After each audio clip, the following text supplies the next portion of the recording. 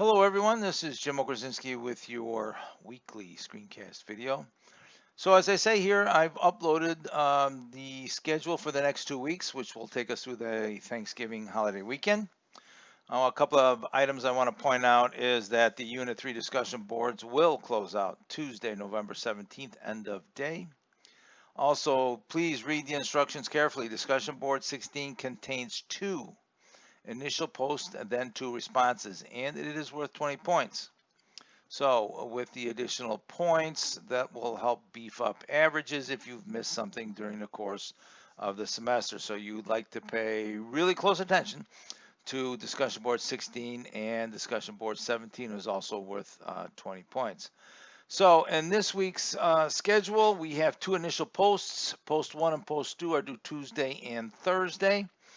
And I want to head over to the module. We'll talk about Unit 4 a little bit more in the weekly lecture video, but just to get to our assignment so everybody has an idea of what's happening. I know I might have mentioned this in previous videos, but your last essay is going to be a cover letter, and I am your audience. In the beginning part of the cover letter, you're going to talk about revision. I have the assignment posted here in Canvas, also in the textbook. You can look at the prompts and for writing the essay. The discussion board activity number 16 in the 2 posts is to help you get a start on that particular cover letter for essay number 4.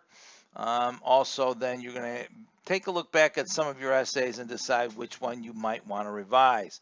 So I'm not going to cover this explicitly here in the screencast video, but I want everybody to be aware this is the goal, is to write me a cover letter for your 2 revisions, and that will all be included in your semester ending project, which is the e-portfolio, which will be your cover letter and your 2 revisions. All right.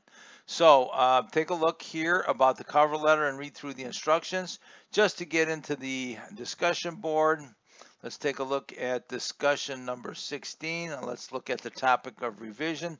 So your initial post that's due Tuesday, right? So after viewing this week's screencast video and closely reading essay 4 cover letter assignment, write your initial discussion board post answering the following prompts. How do you define revision? What steps have you taken this semester to revise for different audiences and contexts? How does purpose, audience, and context impact the work you did this semester? What role does peer review, I should say, play in your development as a writer? What do you consider to be the most important components of your writing process? So this talks about writing process.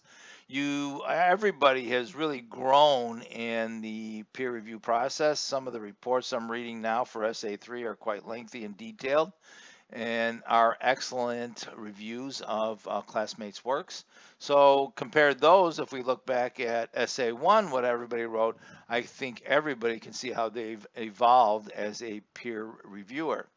So for the initial post number 2 that's due on Thursday, right? You just got to reply to your initial post, to your very first post. Write your second discussion board post answering the following, and take the time to choose the 2 essays you want to revise.